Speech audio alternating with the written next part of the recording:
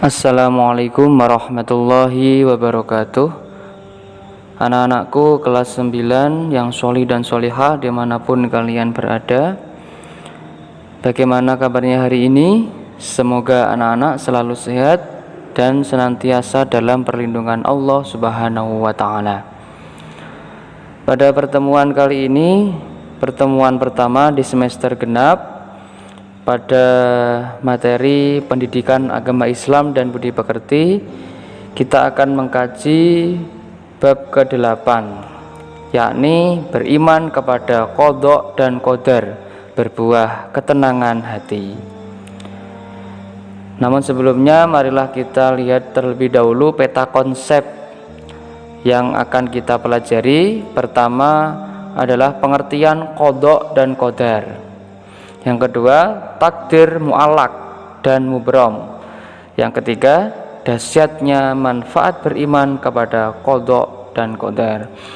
Dan terakhir, kita bisa mengambil hikmah beriman kepada qadha dan qadar. Dari hal tersebut, kita bisa mengambil sikap mulia. Yang pertama, mensyukuri semua nikmat Allah. Kedua, bersabar atas semua cobaan dan ujian. Ketiga, senantiasa gigih berusaha. Dan keempat, bertawakal dan makin dekat kepada Allah. Anak-anak sekalian yang berbahagia, sekarang mari kita mengkaji pengertian qadha, qadar dan takdir. Secara bahasa, qadha yaitu hukum, keputusan, ketetapan, kehendak. Secara istilah, qadha yaitu ketetapan Allah terhadap segala sesuatu sejak zaman azali, yakni zaman ketika segala sesuatu belum tercipta. Kemudian qadar secara bahasa yaitu kepastian, ukuran, kekuasaan, perwujudan kehendak. Adapun secara istilah, qadar yaitu perwujudan kehendak Allah terhadap semua makhluknya dalam ukuran dan bentuk-bentuk tertentu sesuai dengan irodahnya atau sesuai dengan keinginan Allah Subhanahu wa ta'ala. Adapun hadis tentang adanya ketentuan Allah, hadis yang diriwayatkan oleh Anas bin Malik. Simak hadis di bawah ini.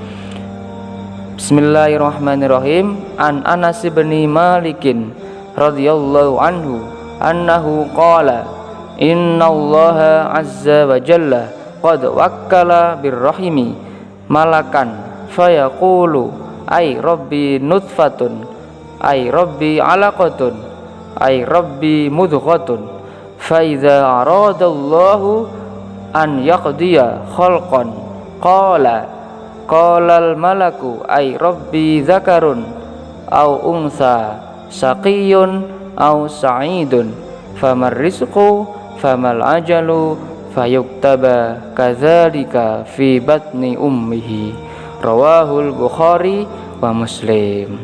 Yang artinya diriwayatkan dari Anas bin Malik radhiyallahu anhu, katanya Rasulullah bersabda, Allah Subhanahu wa ta'ala mengutus malaikat ke dalam rahim.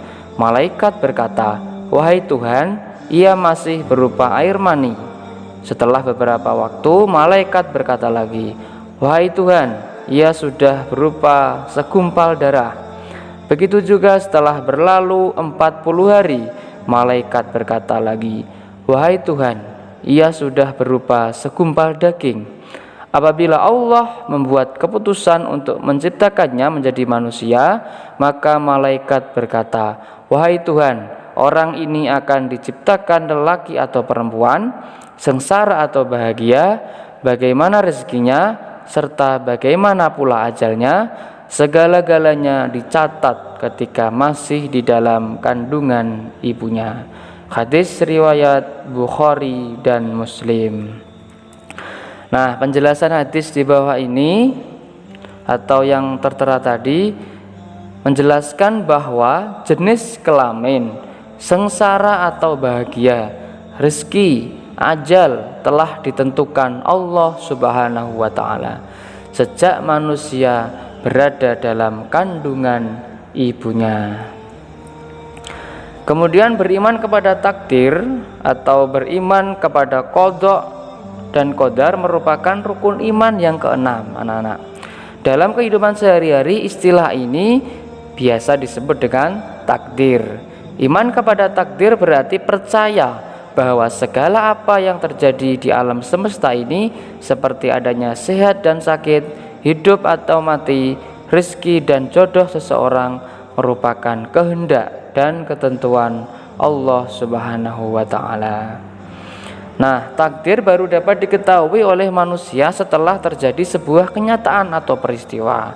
Contohnya, ada seorang anak bernama Ena, dilahirkan dari keluarga kaya. Orang tuanya adalah pengusaha minyak sawit yang sukses. Kekayaannya melimpah. Semua orang mengenal keluarga tersebut. Hampir semua orang memperkirakan kelak Ena juga akan kaya seperti kedua orang tuanya. Namun, setelah terjadi gempa bumi yang menghancurkan perusahaan orang tuanya, keluarga Ena tak lagi disebut keluarga kaya. Ditambah lagi orang tuanya ditipu oleh mitra bisnis hingga menanggung hutang jutaan rupiah. Sisa aset perusahaan dijual seluruhnya untuk membayar hutang. Sekarang Ena dan keluarganya hidup sederhana. Semua orang tidak menyangka kehidupan keluarga Ena berubah begitu cepat. Yang semula kaya berubah menjadi miskin. Lalu untuk apa kita berusaha jika segala sesuatu sudah ditakdirkan? Nah, ketahuilah bahwa meskipun takdir manusia telah ditentukan oleh Allah, namun tak satu pun yang bisa mengetahuinya sebelum hal itu terjadi. Hal inilah yang menjadikan manusia tetap wajib berusaha untuk meraih yang terbaik.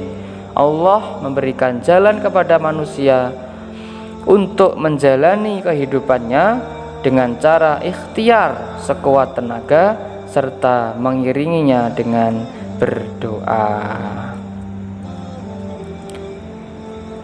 Demikian tadi anak-anak pembelajaran kita hari ini tentang qada, qadar dan takdir Allah Subhanahu wa Ta'ala.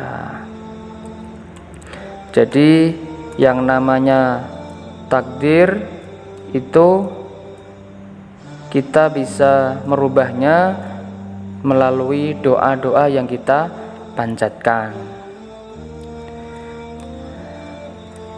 Demikian pembelajaran pendidikan agama Islam dan budi pekerti hari ini. Semoga bermanfaat bagi kita semua. Kemudian anak-anak bisa mengecek tugas yang ada di Google Classroom. Silakan dikerjakan dan dikumpulkan sesegera mungkin. Saya akhiri. Ihdinas siratal mustaqim. Wassalamualaikum warahmatullahi wabarakatuh.